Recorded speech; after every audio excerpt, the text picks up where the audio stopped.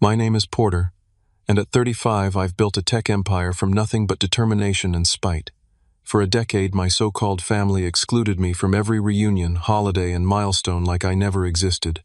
Last Sunday, my doorbell rang unexpectedly. Through my security camera, I saw them, my parents, standing at my gate looking up at the mansion their rejected son had built. I opened the door, spoke calmly, and watched the color drain from their faces. Before I share what happened next, let me know where you're watching from. Hit that like and subscribe button if you've ever had to prove someone wrong who never believed in you. I grew up in a modest neighborhood in Seattle, where the rain seemed to mirror the dampened expectations my family had for me. Our house was small but functional, much like my father Kenneth wanted our aspirations to be. Dad worked construction, building things with his calloused hands, was the only form of creation he respected. He was a traditionalist to the core, believing men should work physical jobs and provide without complaint. My mother Diane existed in his shadow, a perpetually nodding presence, who'd perfected the art of avoiding conflict by always siding with him. Then there was my younger sister Megan.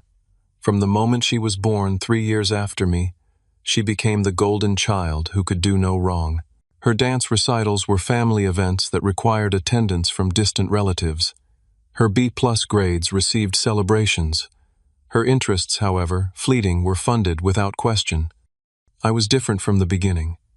While Dad wanted me playing football, I was taking apart our family computer and reassembling it with improvements. When he brought home model cars to build together, I was coding my first basic programs. The disappointment in his eyes became as familiar to me as my reflection. "Boys don't sit inside all day," he'd say, yanking the blinds open in my bedroom. "It's not natural." Mom would add softly, "Maybe try something your father can relate to, Porter." My teen years only widened the gulf. In high school, I excelled academically but struggled socially. My interests in programming and technology made me an easy target for bullies. When I came home with a bloody nose after defending my computer geek reputation, my father didn't comfort me. "Maybe if you toughened up a bit, they wouldn't pick on you," he suggested, turning back to whatever sporting event flickered on our television. The pattern became clear early on. Megan's activities always took precedence. When she had a soccer game, the family attended. When I had a robotics competition, I took the bus alone. Their calendar revolved around her schedule, while mine was an afterthought at best. The breaking point of my adolescence came when I was 17. After months of sleepless nights, I'd created a program that analyzed traffic patterns to optimize public transportation routes. It wasn't revolutionary, but it was impressive enough to win the state technology competition, earning me recognition from several prestigious universities. The award ceremony was scheduled for a Saturday afternoon in May. I'd reminded my parents for weeks, even circling the date on the kitchen calendar. The morning of the event, I came downstairs in my one good button-up shirt to find my parents rushing around in a panic. "Megan's dance instructor moved her recital to today," Mom explained, pinning a corsage on my sister's leotard. "We thought it was next weekend." But my ceremony, I started. Dad cut me off. "This is her big solo, Porter. There'll be other science fairs." "It's a technology competition," I corrected, "and it's the state finals." "Well, can you record it or something?" Mom suggested, already gathering her purse. They left me standing in the living room, the proud speech I'd practiced all night crumpled in my pocket. I took the bus to the ceremony and accepted my award in front of an audience of strangers' parents. The 2 empty seats I'd reserved glaring back at me. That night, after they returned gushing about Megan's perfect performance, I quietly retreated to my room and began researching college scholarship opportunities. I'd realized something fundamental: if I wanted support, I would have to provide it myself. When acceptance letters arrived, I found myself facing another hurdle. I'd been offered admission to several excellent programs, but with only partial scholarships. The remaining tuition would require either loans or family assistance. Computer science, Dad scoffed when I showed him the financial aid forms. What happened to engineering? At least that's a real degree. Technology is the future, Dad, I argued. The starting salaries are higher than most engineering positions. So you can make all this money right away, huh? Then why are you asking us for help? His logic was deliberately circular, designed to trap me. In the end, they offered a fraction of what they'd already committed to Megan's future performing arts program. It wasn't enough. Rather than saddle myself with crippling debt, I made the difficult decision to defer enrollment and take a gap year to earn the money myself. That year proved more valuable than any classroom could have been. While working at an electronics store, I met Raymond, a retired software engineer who came in regularly to browse the newest gadgets. He noticed me reading programming books during my breaks and took an interest in my situation. Education is important, Raymond told me over coffee one day, but vision and drive are what separate the successful from the merely educated. Raymond became the mentor I'd always craved, offering guidance, connections, and eventually a part-time job at his consulting firm. For the first time, someone was investing in my potential rather than dismissing it. That taste of support was intoxicating, and it made returning home each night to my parents' indifference all the more bitter. By the time I turned 20, I had saved enough for my first year of college but was reconsidering my path. Working with Raymond had given me practical experience that surpassed what many first-year computer science courses offered. More importantly, I'd begun developing my own app, a platform that connected freelance tech workers with short-term projects.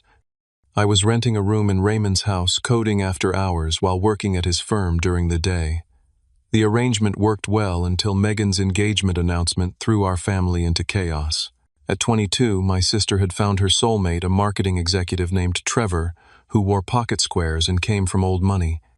My parents were ecstatic. Mom called me daily with updates about venue options and flower arrangements. Dad, usually frugal to a fault, suddenly had no budget concerns.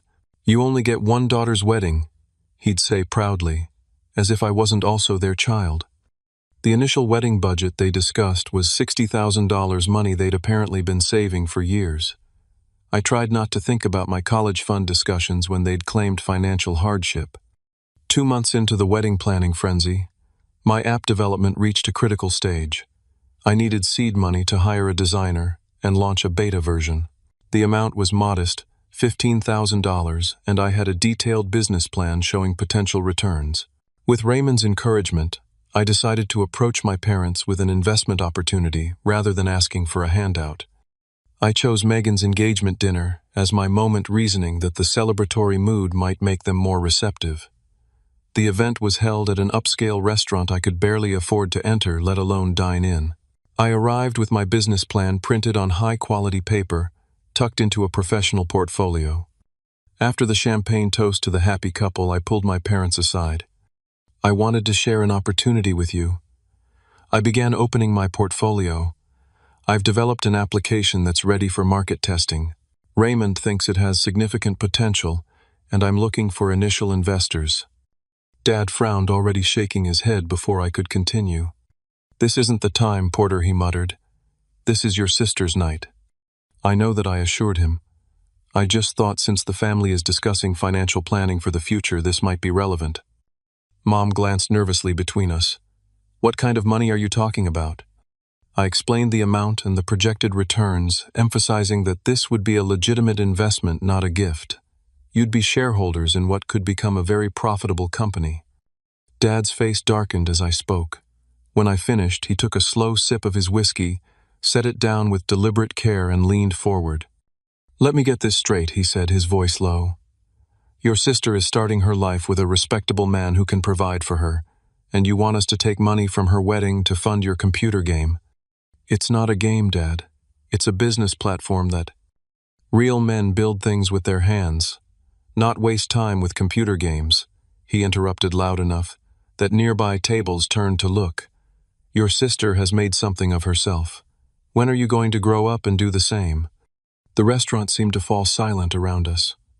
I felt the familiar tightness in my chest, the same feeling I'd had standing alone at my awards ceremony years before. Mom put her hand on Dad's arm, but her words weren't in my defense. "Maybe if you were more like your sister," she suggested, softly focused on building relationships instead of always being alone with your computers. Something broke inside me that night. Not suddenly like glass shattering, but slowly like ice cracking under too much weight. I looked at my parents, really looked at them, and saw them clearly for perhaps the first time. They weren't going to change.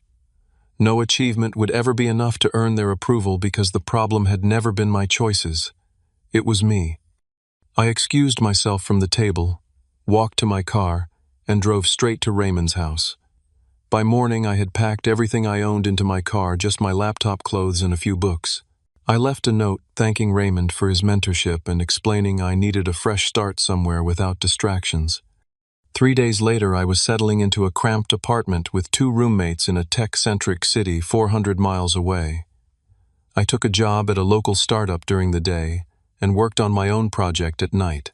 The hours were punishing, but every minute spent building my future was a minute not spent dwelling on my past. The first Christmas away from home was harder than I'd anticipated. Not because I missed the family gatherings, those had always been exercises in feeling excluded while physically present, but because the finality of my decision hit me. I was truly on my own now. I sent Megan a Christmas card with my new address. She never responded. In February, I discovered through social media that I hadn't been invited to her wedding. Photos appeared showing my entire extended family, cousins I barely knew. Distant relatives from other states all gathered to celebrate. Everyone except me. The exclusion stung, but it was the casual nature of it that truly hurt. There had been no confrontation, no formal disowning. I had simply been erased, my absence not even worthy of acknowledgement. I made one final attempt at reconciliation, calling my parents' house on their anniversary. Dad answered, his voice immediately guarded when he recognized me. "What do you want, Porter?" "Just to say happy anniversary," I replied, trying to keep my tone light. "How are you both doing?" "We're fine," he said flatly. "Was there something you needed?" The message couldn't have been clearer. I was an obligation, an unwanted interruption. After a few more stilted exchanges, I ended the call and made a decision I would pour every ounce of my energy into building my own success. If my family couldn't see my worth, I would create a life so undeniable that their rejection would become their loss, not mine. As spring turned to summer, I discovered through Megan's social media that my parents had hosted a family reunion at their cabin by the lake, the same cabin where I'd spent childhood summers fishing with my grandfather. There were photos of cookouts, boat rides, cousins playing games. I recognized faces I hadn't seen in years. I hadn't received so much as a text message about it. That was the first exclusion of many. Year after year, I would discover family gatherings after the fact. Thanksgiving dinners, Christmas celebrations, summer reunions, birthday parties for nieces and nephews I'd never met. Each time the message was the same. The family was complete without me. With family ties severed, I threw myself into work with an intensity that bordered on self-destruction. My roommates rarely saw me. I was either at my day job or hunched over my laptop at the 24-hour coffee shop down the street. Sleep became a luxury I couldn't afford, and meals were whatever I could consume while coding. 6 months into this routine, I met Jason at a local tech meetup. He was a front-end developer with a background in user experience, exactly the skill set my project needed. After hearing my pitch, he stayed past midnight discussing possibilities. "Your concept is solid," he said, sketching interface ideas on a napkin. "But the user flow needs work. People want connection without complexity." Jason became more than a collaborator. He was the first real friend I'd made since leaving home. Unlike my family, he saw value in my ideas and pushed me to refine them rather than abandon them. We complemented each other perfectly, my back-end expertise with his front-end brilliance. We called our app Bridgework because it bridged the gap between tech freelancers and companies needing short-term talent. The concept wasn't revolutionary, but our approach was different. We focused on quick turnaround micro projects that could be completed in hours or days, not weeks or months. Convincing investors proved harder than we anticipated. The gig economy is saturated, they'd say, or freelance platforms are a race to the bottom. We heard no 37 times before receiving our first maybe. Meanwhile, I was working myself to exhaustion. My day job covered rent and basic expenses, but left little for development costs. I took on weekend shifts at a local electronics store, ironically similar to where I'd met Raymond, just to afford the server space and software licenses we needed. Jason was equally committed, sleeping on my couch for 3 months, when his lease ended and apartments in our price range were scarce. We lived on ramen and determination, often coding until sunrise before heading to our respective jobs.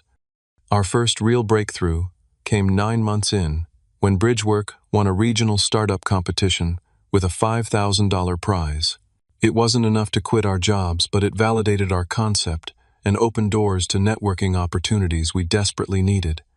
A tech incubator offered us discounted workspace and mentorship in exchange for a small equity stake.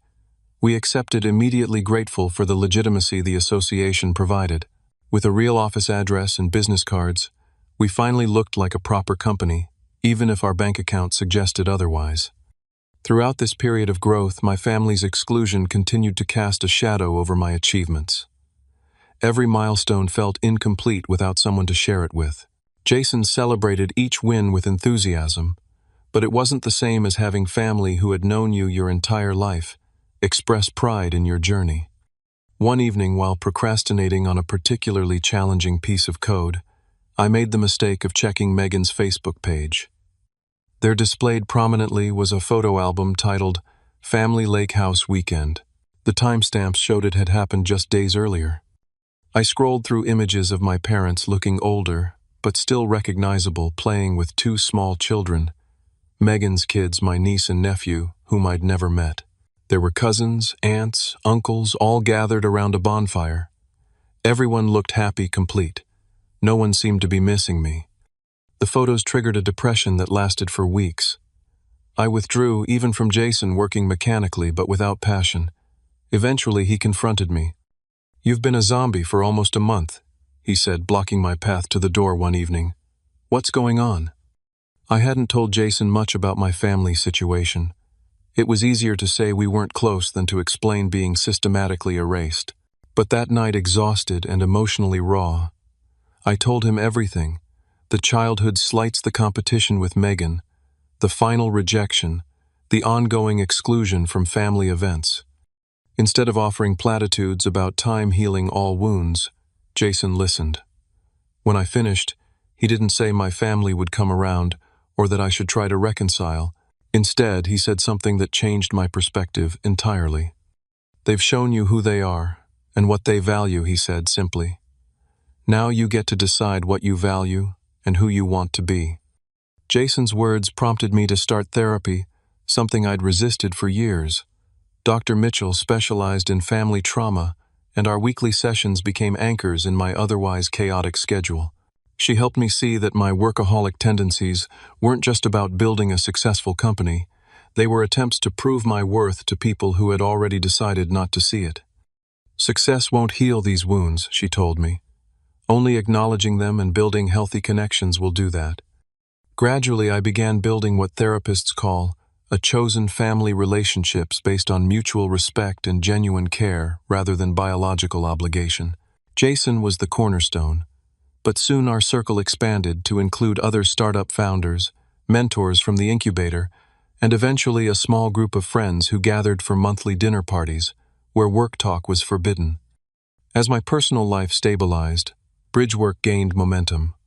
A tech blog featured us in an article about innovative freelance platforms, driving our user numbers up 30% overnight. We secured our first significant investment, enough to hire 3 employees and finally pay ourselves modest salaries. The day we could quit our day jobs felt like graduation, independence, and vindication rolled into one. We celebrated by upgrading from our incubator space to a real office, nothing fancy but entirely ours. The sign on the door, reading Bridgework Technologies, was possibly the most beautiful thing I'd ever seen. That same week, I learned through a cousin's social media that my father had retired from construction, with a party attended by the entire extended family. The exclusion no longer surprised me, but it still hurt a dull ache rather than the sharp pain it had once been. The contrast between my growing professional success and continued family rejection created a cognitive dissonance I struggled to reconcile. How could I be worthy of venture capital investment, employee trust, and industry recognition, yet still not worthy of a place at my family's table? Dr. Mitchell suggested a perspective shift. Their rejection isn't evidence of your lack of worth. It's evidence of their limited capacity to value what's different from their expectations. This reframing helped, but the emptiness persisted during holidays and life milestones. When Bridgework hit its first 1 million users, there was no one from my past to call who would understand what that journey had cost me. Yet success continued to build upon success. Our user base grew exponentially as word spread. We expanded to international markets, necessitating teams working across time zones. Suddenly, the company that had begun in a coffee shop employed 50 people, then 100. When a major tech conglomerate expressed interest in acquiring us, Jason and I spent sleepless nights debating our options. Ultimately, we declined the offer, but accepted their investment at a valuation that made us millionaires on paper. The cash infusion allowed us to scale faster than we'd ever imagined possible. Through it all, I kept tabs on my family from afar, a digital ghost observing their lives through the filter of social media. Megan had a third child. My parents celebrated their 35th wedding anniversary with a cruise. Family reunions continued each summer at the lake house, documented meticulously online as if to broadcast their completeness without me. I never commented or liked these posts. I just watched, increasingly detached, as if observing characters in a movie rather than people who shared my blood. My therapist called this progress, but sometimes it felt like surrender. By my 30th birthday, Bridgework had transformed from a scrappy startup into a legitimate tech force. We'd grown to over 500 employees across 3 continents. Our platform facilitated millions in transactions monthly between freelancers and clients. Industry publications that had once ignored our emails now requested exclusive interviews. The IPO was Jason's idea. I was hesitant. Going public meant scrutiny, shareholders, quarterly expectations, but the potential capital influx would allow us to expand into new markets and develop features we'd dreamed of since our napkin sketch days. After months of preparation, endless meetings with underwriters, and more legal documents than I'd seen in my lifetime, Bridgework Technologies debuted on the stock exchange. Opening bell day remains surreal in my memory, watching our company symbol appear on the big board, champagne toasts with our early investors, and the moment my phone alerted me that my net worth had crossed into 9 figures. I'd become wealthy beyond anything I could have imagined when I'd left home with just a laptop and duffel bag. The financial security allowed me to purchase the home I'd always wanted, not just a house but a statement. I chose a modern mansion in the most exclusive neighborhood of the city, a glass and steel monument to how far I'd come. 6 bedrooms, 8 bathrooms, an infinity pool overlooking the skyline, a home theater, and most importantly, a state-of-the-art home office, designed to resemble the cramped apartment where Bridgework was born, a reminder never to forget the hunger that had driven me. The house felt empty at first. 5,000 square feet is a lot of space for one person. I filled it with carefully selected furniture art from up-and-coming creators and technology that automated everything from climate control to coffee brewing. But echo chambers are echo chambers regardless of how expensively they're furnished. My success attracted media attention. Business magazines featured profiles calling me a tech wonderkind and self-made millionaire. One particularly flattering article included a childhood photo I'd provided without considering the consequences it was from a family vacation, though I'd cropped my parents and sister out of the frame. That article led to an unexpected LinkedIn connection request from Megan. She didn't message me, just connected silently, watching my professional updates from the periphery of my digital life. I accepted but didn't reach out.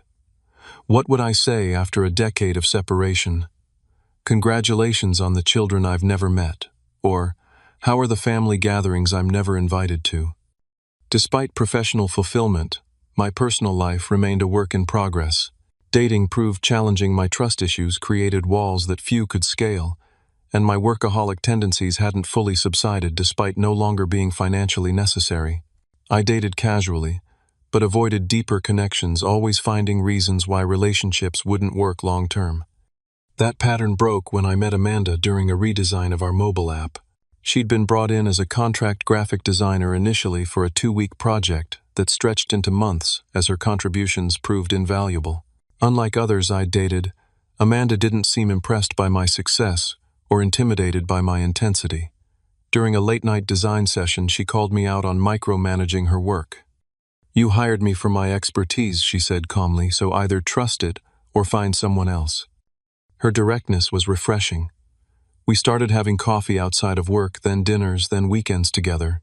6 months in, she left her apartment to move into my mansion, filling the space with laughter and warmth it had never known. Amanda came from a close-knit family and their easy acceptance of me highlighted everything mine had withheld. The first time her mother hugged me and said she was glad her daughter had found someone who valued her mind, I had to excuse myself to regain composure in the bathroom. It was Amanda who gently suggested I might find healing in reconnection with my family. Not for them, she clarified, but for yourself. Closure doesn't always mean reconciliation. I resisted the idea for months, but it planted a seed. Out of curiosity or masochism, perhaps both, I researched my parents online. Dad had retired from construction as planned. Mom occasionally appeared in community newspaper photos for her garden club activities. They still lived in the same house, though property records showed a second mortgage had been taken out 3 years earlier. More surprising was the discovery that Megan had completed a business degree and now worked as an account manager at a regional marketing firm. Her social media showed happy family photos, but also hints of financial strain, references to budget-friendly vacations and side gigs selling custom crafts online. On impulse, I anonymously established college funds for her 3 children. The financial firm would simply inform her that a distant relative had created trusts for their education. I didn't expect gratitude or contact. It was something I did for those innocent children who didn't choose their grandfather's stubborn pride or their mother's complicity in my exclusion. In another gesture I couldn't fully explain, I purchased a property in my old neighborhood, not my childhood home but a similar house on the same street. Instead of claiming it for myself, I donated it to a nonprofit that provided tech education to underprivileged youth. The Porter Sullivan Technology Center opened with state-of-the-art equipment and scholarship programs for promising students who lacked family support. These actions brought some satisfaction but felt incomplete. Amanda called them unacknowledged gifts offerings to a family that couldn't or wouldn't recognize them. She was right, but I wasn't ready for direct contact. The fear of rejection remained too powerful, even cushioned by wealth and success. As my 35th birthday approached, Amanda suggested a celebration at our home, not a lavish party with hundreds of business associates, but an intimate gathering of our chosen family. Jason and his wife, my therapist doctor, Mitchell and her husband, colleagues who had become friends, neighbors we'd grown close to. People who knew both my success and my struggles, and valued me for both. The party was everything I hadn't known I needed. Good food, meaningful conversations, no pretense or networking agendas. As evening turned to night, Amanda pulled me aside on the balcony overlooking the city lights. "I've been waiting for the right moment," she said, taking my hands in hers. "And watching you today, surrounded by people who truly see you, feels right." She got down on one knee and opened a small box containing a platinum band. "Porter Sullivan, would you marry me?" The role reversal made me laugh through sudden tears. Of course she would propose to me. Amanda had never been one to wait for someone else to take the lead. I said yes, immediately pulling her up into an embrace, as our friends cheered from the doorway where they'd been not so secretly watching.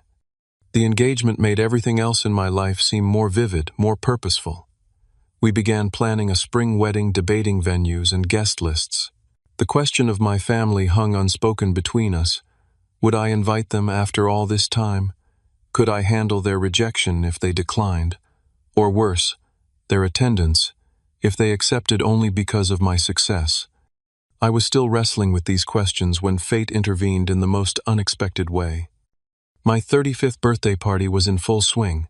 Amanda had transformed our home into a celebration of milestones, photos from Bridgeworks' journey, mementos from our travels together, even a recreation of the coffee shop table where Jason and I had first sketched our business plan on napkins. Our closest friends mingled in the great room, cocktails in hand, while a jazz quartet played in the corner. Amanda had outdone herself with the planning, ensuring every detail reflected our journey together. She was across the room, deep in conversation with Dr. Mitchell, occasionally glancing my way with a smile that still made my heart race after nearly 2 years together. Jason raised his glass in a toast. "To Porter, the most stubborn, brilliant, and loyal friend I've ever had. Your birthday is really a celebration for all of us, because without you, none of us would be where we are today." Glasses clinked, cheers erupted, and I felt a surge of gratitude for these people who had chosen to be in my life. As the party continued, I stepped onto the balcony for a moment alone with the night sky and my thoughts. From this vantage point, I could see the entire city's skyline, a vista that sometimes still felt surreal to me. My contemplation was interrupted by a discreet cough from Marcus, our house manager. "Sir, there's a situation at the gate." Marcus handed me his tablet displaying the security feed. I nearly dropped it when I recognized the two figures standing at my entrance, my parents. My father, Kenneth, looked smaller than I remembered, his once imposing frame slightly stooped. My mother, Diane's hair had gone completely gray. They were dressed formally, as if attending a church service. "How did they find this address?" I asked, though the question was largely rhetorical. My home purchase had been featured in architectural magazines, and my success had made me easy to locate for anyone truly trying. "They said they're your parents, sir. They're requesting entry to surprise you for your birthday." Marcus's neutral tone couldn't disguise his awareness of my family situation. He'd been with us long enough to know I never received personal calls or visits from family. Amanda appeared at my elbow, having noticed my prolonged absence. Seeing the security feed, she squeezed my arm gently. "What do you want to do?" she asked. A decade of emotions crashed through me: anger, curiosity, vindication, anxiety. "I'll handle this," I said finally. "Keep everyone inside enjoying the party." Amanda hesitated. "Are you sure you don't want me with you?" "I need to do this alone," I replied, kissing her cheek. "But thank you." As I walked through the house toward the front entrance, memories flooded back: Christmas mornings without invitations, to family reunions discovered through social media, my sister's wedding I hadn't been welcome to attend. Each exclusion had cut deeply at the time. Now they fueled a calm resolve. I instructed Marcus to let them through the gate, but no further than the front door. Then I stood in my entryway, watching through the security monitor as their modest sedan navigated my curved driveway. They paused before exiting the car, seemingly intimidated by the scale of the house. My father adjusted his tie. My mother checked her hair in the visor mirror. The doorbell chimed with a sound that suddenly seemed too cheerful for the moment. I took a deep breath, straightened my shoulders, and opened the door. For a long moment we simply stared at each other. 10 years had changed us all. My father's hair had receded further, and deep lines bracketed his mouth. My mother looked frailer than I remembered her, once quick movements, now deliberate and careful. I wondered how I appeared to them: successful, certainly, but hopefully also stronger, more confident than the son they'd dismissed. "Porter," my mother finally breathed, stepping forward as if to embrace me. I subtly shifted my stance, maintaining distance. She registered the rejection and retreated slightly. "What a place you've got here," my father said, his eyes darting past me to take in the marble floors, soaring ceilings, and artwork visible from the entryway. "We saw it in that magazine. Couldn't believe our boy had done so well for himself." Our boy. The casual possessiveness after a decade of silence made something cold settle in my stomach. "What are you doing here?" I asked, my voice calmer than I felt. "It's your birthday," my mother said, as if that explained everything. "We thought it was time to reconnect. Family is family, after all." "Is it?" I replied. "I haven't been family for 10 years. No calls on my birthday, no invitations to reunions, not even a message when my company went public." My father cleared his throat uncomfortably. "We've been meaning to reach out. It just never seemed like the right time. You were busy building your career and we didn't want to interfere." The audacity of this revision of history might have made me laugh if it weren't so painful. "That's your explanation for a decade of silence. You were being considerate of my schedule." "The house is even more impressive up close," my mother interjected clearly, attempting to change the subject. "You must have done very well with your computer. Business." She stumbled over the word business, as if even now she couldn't quite legitimize what I'd built. I stepped aside slightly, allowing them a better view of the entryway, the chandelier that cost more than their house, the custom staircase that had been featured in architectural digests, the glimpse of the party continuing in the great room beyond. "Yes," I said simply. "I did very well with my computer business, the one you refused to help start, the one Dad called a waste of time." My father's expression hardened. "Now there's no need to dredge up ancient history. We're here to celebrate your success, not rehash old disagreements. Old disagreements, I repeated, feeling the calm I'd maintained begin to crack. Is that what you call excluding me from every family event for a decade? Not inviting me to Megan's wedding? Hosting family reunions without once reaching out to your son? My mother's eyes filled with tears that I couldn't tell were genuine or strategic. We always loved you, Porter. We just didn't understand your choices. No, I corrected her, you didn't respect my choices. There's a difference. An uncomfortable silence fell between us. From deeper in the house, laughter and music reminded me that my real celebration with people who genuinely cared for me was continuing without interruption. So my father said finally, his tone shifting to something I recognized from childhood, the voice he used when approaching neighbors for favors. We were hoping we might talk to you about something important, man to man. And there it was, the real purpose of their unexpected visit. Not reconciliation, not genuine interest in my life, but something they needed. What do you want? I asked directly. My father looked startled by my bluntness, but recovered quickly. Well, as you may know, I've retired now. The construction business isn't what it used to be. Pensions don't stretch as far these days. You're here for money, I stated, not a question but a confirmation. We're here because your family, my mother interjected. And yes, we could use some help with retirement. I always believed in you, Porter. I knew you'd make something of yourself with those computers. The revisionist history was staggering. I stared at her, wondering if she'd convinced herself this was true, or if she simply thought I'd forgotten the reality of my childhood. Did you? I asked quietly. Because I remember you telling me I should be more like Megan. I remember you sitting silently while Dad dismissed my dreams. I remember you choosing her dance recital over my award ceremony. My father started to speak but was interrupted by my phone ringing. I glanced at the screen. It was Megan. The coincidence was too perfect to be chance. Excuse me, I said, answering the call and putting it on speaker. Megan. Porter, thank God you picked up. My sister's voice sounded different, deeper, more mature than I remembered. Are Mom and Dad there? They just arrived, I confirmed. Quite a surprise. I'm so sorry, she said immediately. I found Dad looking up directions to your house on Mom's computer. When I asked what they were doing, they admitted they were going to visit you on your birthday. My parents exchanged alarmed glances. Megan, what's going on? I asked. A heavy sigh came through the speaker. They've been struggling financially for years. Dad's retirement savings got hit hard in the market crash, and they took out a second mortgage to pay for things they couldn't afford. They've been asking family members for loans for months. When they saw that magazine article about your house, you had no right to interfere, my father snapped at the phone. This is between Porter and us. No, Dad, Megan replied firmly.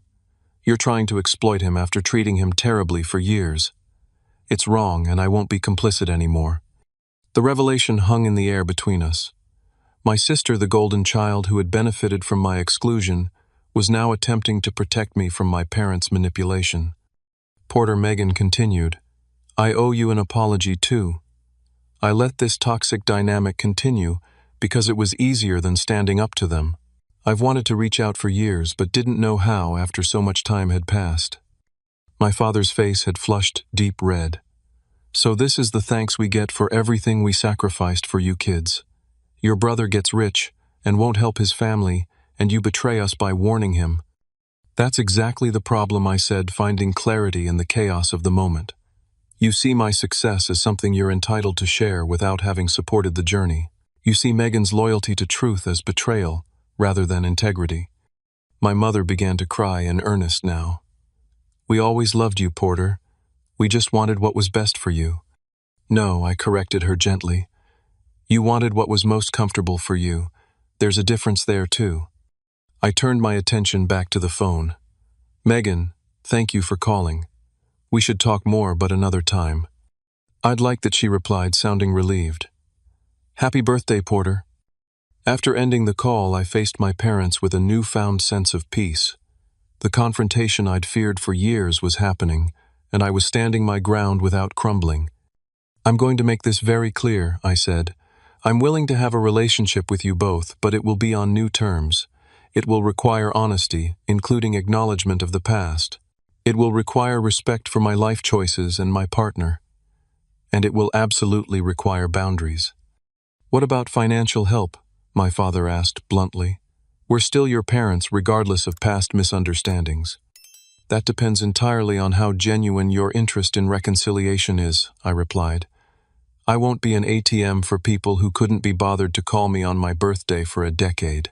But I would help family members who genuinely want to be part of my life, my whole life, not just my wallet. The color drained from their faces as they realized the transaction they'd envisioned wouldn't be so simple.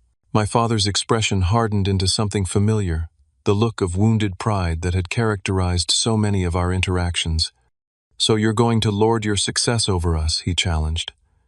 Make us beg for what should be freely given to family. No, I said calmly.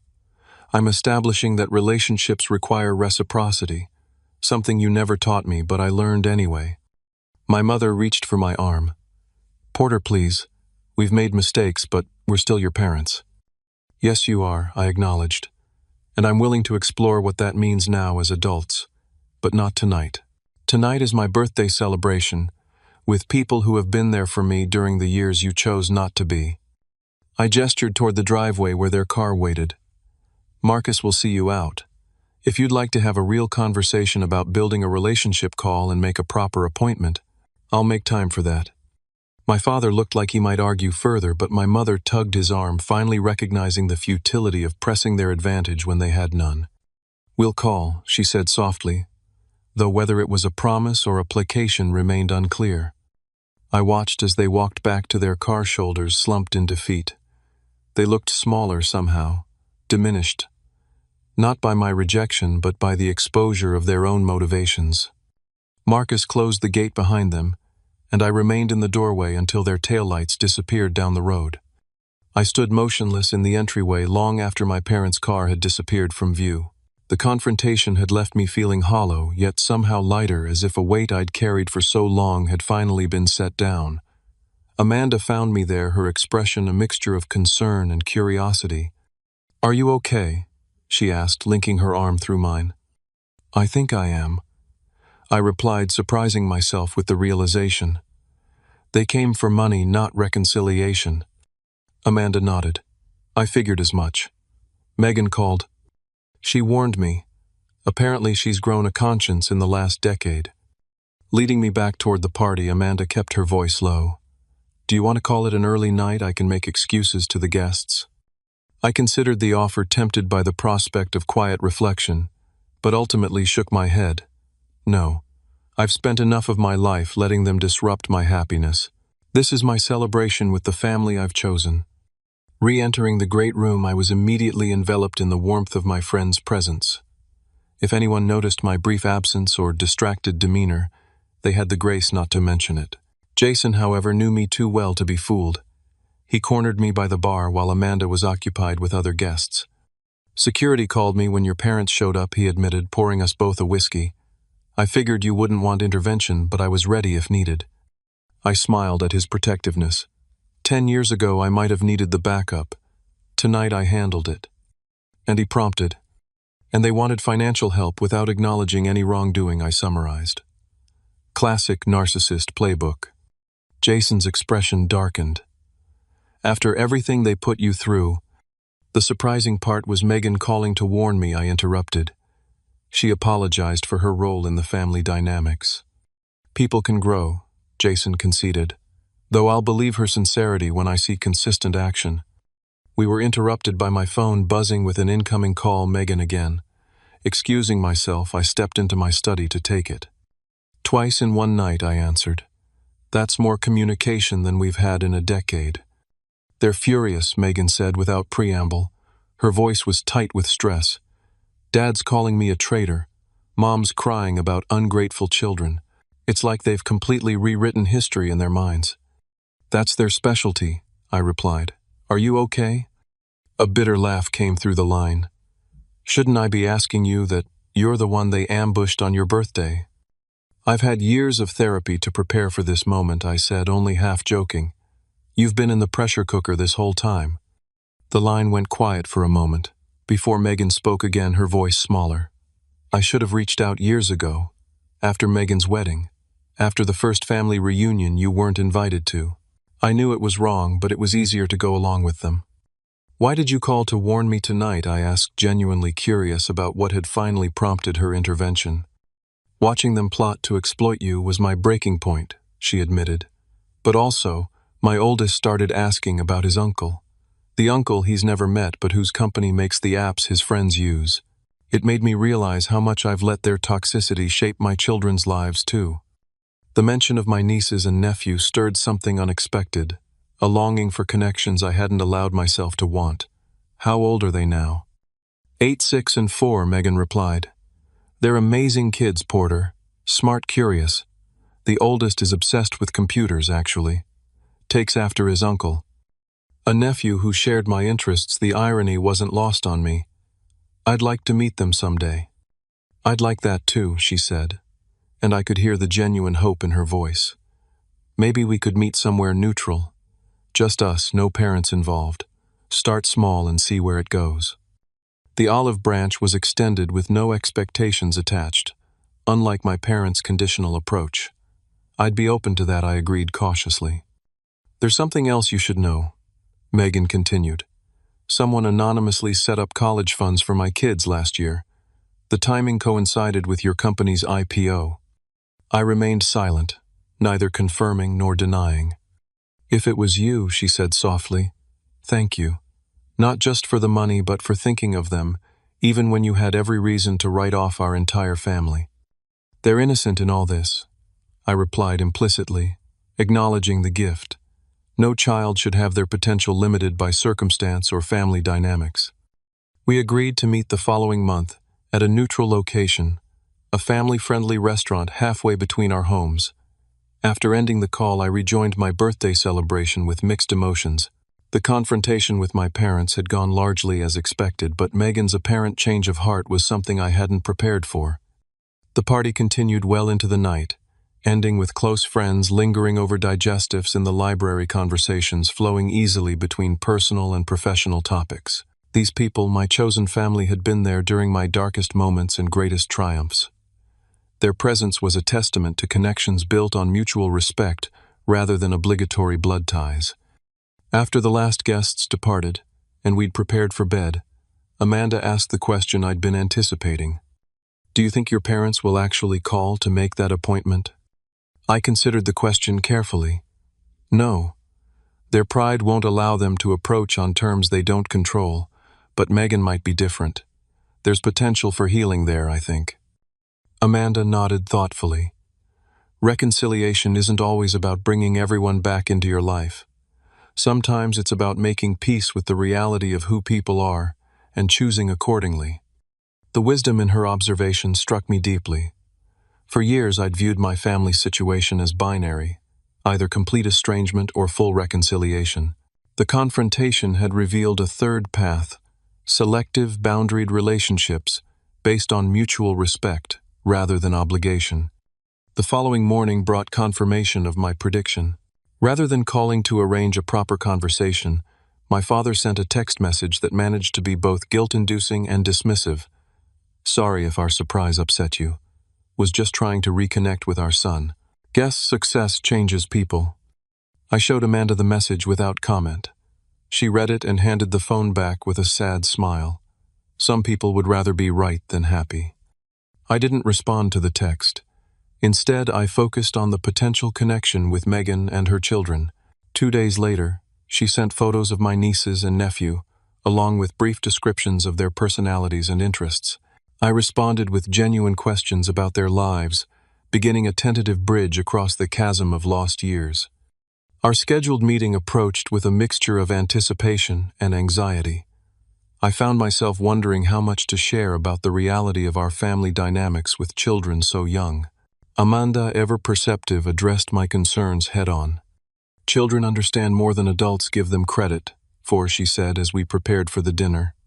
They don't need all the details to grasp the essence of complicated relationships. The restaurant Megan had chosen was a pizza place, with an attached arcade casual enough for children to be comfortable but public enough to discourage dramatic scenes.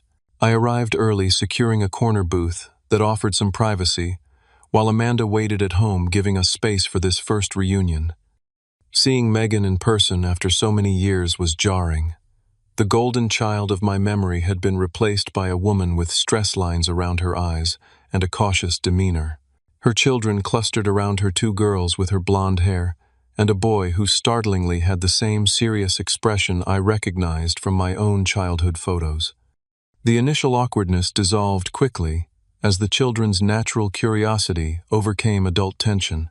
My oldest nephew, upon learning I made apps, bombarded me with technical questions that revealed a genuine aptitude for technology. My nieces were equally engaging, the younger one climbing into the booth beside me without hesitation, showing me her favorite game on her mother's phone. As the children played nearby in the arcade section visible through the glass partition, Megan and I had our first honest conversation in over a decade. "I was complicit in their treatment of you," she admitted, stirring her drink absently. "I benefited from being the favorite, and it was easier to accept that role than to question it." "We were both children in an unhealthy system," I replied. "The difference is you had to stay in it while I escaped." Megan glanced at her children, a mixture of love and worry crossing her features. "I'm trying to break the cycle with them, making sure they know their value isn't conditional on meeting expectations or fitting a mold. That's all any of us can do, recognize patterns and choose different paths forward," I said, realizing how much therapy had shaped my perspective. By the end of dinner, an unspoken agreement had formed between us. Our relationship would be rebuilt slowly on its own terms, separate from our parents' influence. The children had adopted me instantly, as their tech uncle, extracting promises for coding lessons and app recommendations. As we parted in the parking lot, Megan hesitated before speaking. "They won't change, you know, Mom and Dad. They're incapable of seeing how their actions affected you." "I know," I acknowledged. "I've made peace with that reality. My expectations are aligned with who they actually are, not who I wished they could be." She nodded, understanding exactly what I meant because she'd walked the same path. "Same time next month," she suggested. I'd like that, I agreed, watching as she helped my nieces buckle into their car seats, my nephew waving enthusiastically through the window. Driving home, I felt a sense of closure that had eluded me for years. Not because all wounds were healed or all relationships restored, but because I'd finally stopped allowing the absence of family validation to define my worth. I had built a life rich with genuine connections, professional fulfillment, and personal growth, not in spite of my family's rejection, but because it had forced me to discover my own strength. My parents made 2 more attempts at contact over the following weeks, both thinly veiled inquiries about financial assistance wrapped in performative interest in my life. I responded with polite but firm boundaries, offering relationship-building conversations, but nothing more until that foundation was established. They eventually stopped contacting me, unwilling to engage on terms they couldn't control. The birthday confrontation became a turning point rather than an endpoint. It marked the moment I truly understood that family is defined by behavior, not biology, by how people treat each other, not the accidents of birth that connect them. 2 weeks after my birthday confrontation, Megan and I met at a quiet cafe halfway between our homes. Without children present, we could speak more freely about our shared past and divergent experiences of the same family. She brought photos of her kids growing up, images from the years I'd missed, while I shared stories of building bridge work from nothing. "I used to resent you," she admitted, stirring her latte. "When you left and built this amazing life, I thought you'd taken the easy way out. It took years to realize that staying was actually the easier choice for me, even with all the strings attached. And I resented you for being the perfect child they wanted," I confessed. "For seemingly having everything handed to you, while I fought for scraps of attention." Megan laughed without humor. Perfect meant compliant. Every decision pre-approved, every ambition carefully contained within their comfort zone. "Do you know, I wanted to study business in college. Dad insisted on education because it was more suitable for a mother." This revelation shifted something in my understanding of our shared history. While I'd been openly rejected, Megan had been accepted, conditionally loved for her willingness to conform rather than for who she truly was. Different wounds, but wounds nonetheless. We were both playing roles they assigned us, I observed. The golden child and the black sheep. "Family systems theory," Megan nodded. "My therapist calls it that too. The discovery that we'd both sought professional help to process our upbringing, created another unexpected connection between us. Our parents had unintentionally united us through the healing work their behavior had made necessary. Over the following months, our sibling relationship cautiously rebuilt itself. We established a monthly dinner tradition, sometimes with her children, sometimes without. I got to know my nieces and nephew, delighting in their distinct personalities and watching for the familial patterns we were both determined to break. My relationship with Amanda deepened as wedding plans progressed. Her family embraced me without reservation, her father offering the paternal guidance and support mine had withheld. Their acceptance highlighted what healthy family dynamics could look like, supportive without being enmeshed, loving without conditions. The question of whether to invite my parents to our wedding provoked lengthy discussions. Amanda, ever practical, offered her perspective. Invite them on the same terms you've established for any relationship, with clear boundaries and realistic expectations. After careful consideration, I sent formal invitations to my parents and to Megan's family. The accompanying note to my parents was direct. They were welcome to attend as guests who respected our celebration, not as entitled parties seeking financial assistance or attempting to rewrite our history. Their response came 2 weeks later, a terse RSVP card with 2 declined attendance boxes checked, no note, no explanation. Megan confirmed what I'd suspected: their pride couldn't accept attending on terms they didn't dictate. Surprisingly, their refusal brought relief rather than disappointment. Our wedding day would be untainted by tension or performative reconciliation. It would be a genuine celebration, surrounded by people who had earned their places in our lives. The months leading to our wedding brought another unexpected development. The Porter Sullivan Technology Center, my donated building in my old neighborhood, was flourishing, providing coding education to underprivileged youth. The program director contacted me about expanding their curriculum to include business development for tech startups. This conversation sparked a larger vision. Why not create a foundation specifically designed to support young tech entrepreneurs from difficult backgrounds? People whose families, like mine, couldn't or wouldn't provide the initial support needed to launch their ideas. The Bridgework Foundation launched 6 months after that initial conversation, with a mission to provide not just funding but mentorship, business development, resources, and emotional support to promising innovators from challenging backgrounds. Each recipient received financial backing, professional guidance, and access to a community of like-minded creators. The foundation's work became increasingly meaningful to me, a way to transform my own painful experiences into opportunities for others. Each young person who received our support represented a potential future that might otherwise have been squandered due to lack of resources or encouragement. As our wedding approached, Megan asked a delicate question during one of our dinners. "How do you feel about spending the holidays together this year? Just us, my family, and yours. No parents." The prospect of creating new family traditions, ones based on choice rather than obligation, appealed deeply.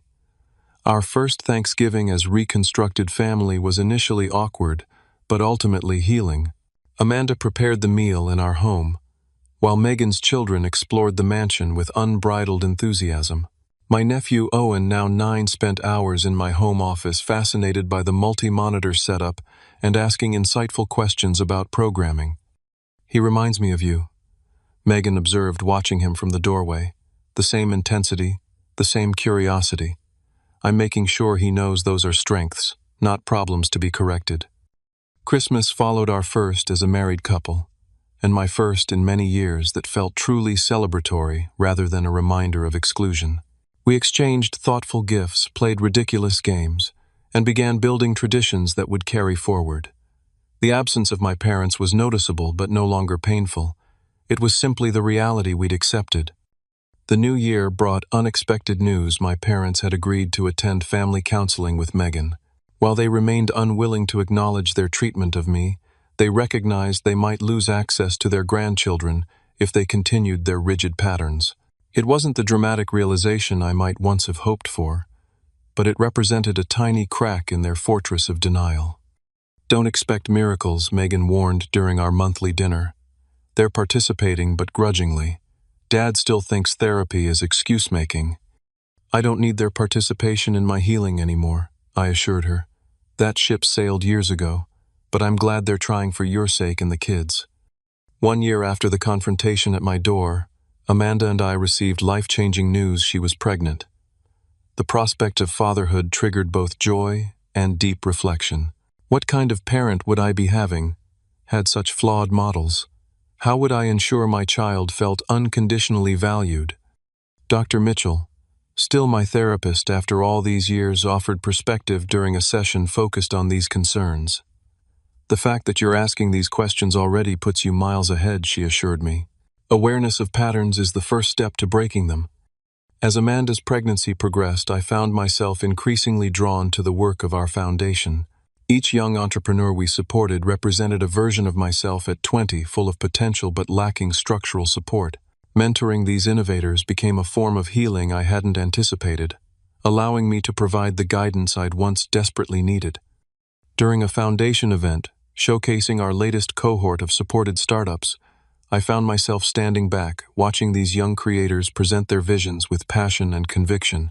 Some had fled abusive homes. Others had parents who simply couldn't comprehend their digital ambitions. All had found in our community the validation and practical support their families couldn't provide. A young woman named Talia approached me after her presentation, a brilliant concept for an accessibility-focused coding education platform. "Your story changed my life," she said simply. "Knowing someone else had built something meaningful despite family rejection made me believe I could too." Her words crystallized something I'd been slowly realizing over the past year. The pain that had once defined me had transformed into purpose. The rejection that had once felt like my greatest wound had become the cornerstone of my greatest contribution. That evening, driving home to Amanda, I found myself reflecting on the journey from that cramped apartment with roommates to the life I now lived. Success had not healed my family wounds as I'd once naively hoped it might. Money and recognition hadn't magically transformed my parents into the supportive figures I'd craved as a child. Instead, the journey had transformed me. It had taught me that family is built through consistent love and respect, not merely declared through biological connection. It had shown me that the absence of certain relationships creates space for others that might otherwise never have formed. Most importantly, it had proven that validation can only truly come from within. External success means nothing without internal peace. As I pulled into our driveway, I saw Amanda waiting at the door, her hand resting on her growing belly.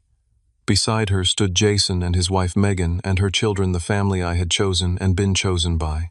People who saw my worth, not as conditional upon achievement or compliance, but as intrinsic to who I am. The confrontation at my door had not been the climactic showdown I'd sometimes imagined during those years of exclusion. It had instead been a quiet revelation that some bridges cannot and should not be rebuilt, while others' unexpected connections formed through shared understanding and genuine care become the true passages to belonging. Looking back on the decade of family exclusion, I no longer feel the sharp sting of rejection that once defined my relationship with those memories. Instead, I recognize that period as the catalyst that ultimately led me to build not just a successful company or a beautiful home, but a life rich with authentic connection. True wealth, I've learned, isn't measured by the square footage of your home or the figures in your bank account. It's calculated in the strength of the bonds you forge, the integrity of your choices, and your capacity to transform pain into purpose. If you've ever felt excluded from a place you thought you belonged, know that belonging isn't something others bestow upon you. It's something you create through the communities you build and the values you uphold. Family can be found and formed wherever genuine love and acceptance exist. Have you ever had to redefine family in your own life?